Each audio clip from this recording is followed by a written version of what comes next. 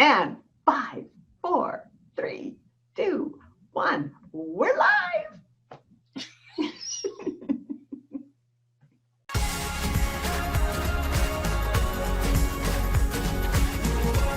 Today, Deb and I are focused on why we use education-based marketing rather than putting our efforts in trying to sell. We feel if people call you, you're the expert. If you call them, you're trying to sell something. People love to buy, but they hate to be sold. In today's world, people do a lot of research when dealing with you. They check out your website, they research you and your company on Google, they will check you out on LinkedIn, and they really want to see if you're real. Take it away, Deb. Okay. Well, there's lots of reasons why you want to show yourself as an industry expert instead of selling. If you provide honest and valuable information about your products and services to your clients, then you raise your credibility. You become seen as an expert.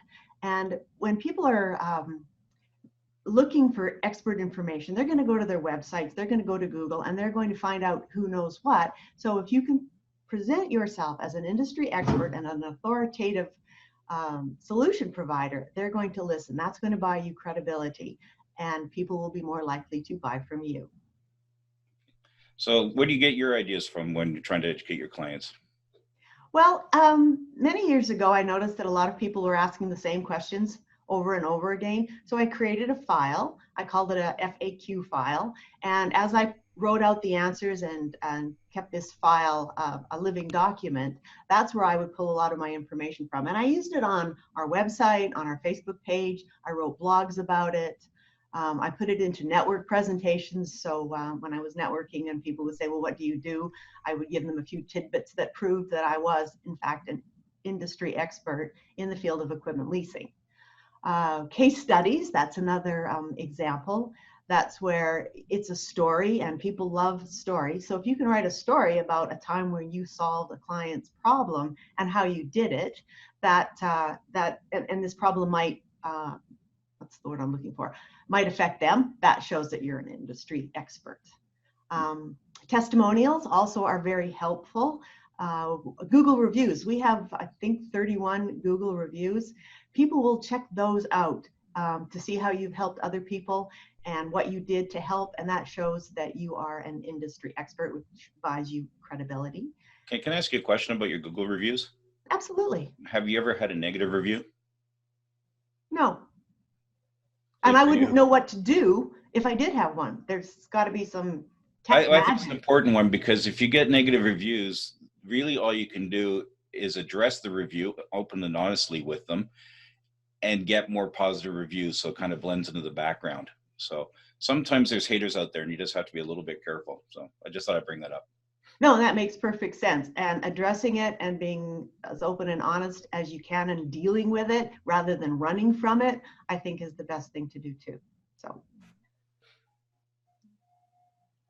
one of the most important things I ever did that was instrumental in helping us get more sales was I took all the questions that had been asked of us over the years, and I wrote an ebook. Well, it's both available as a little booklet and as an ebook.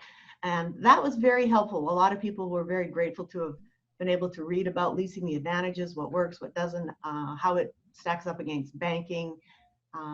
I just found that having a book was very, very helpful.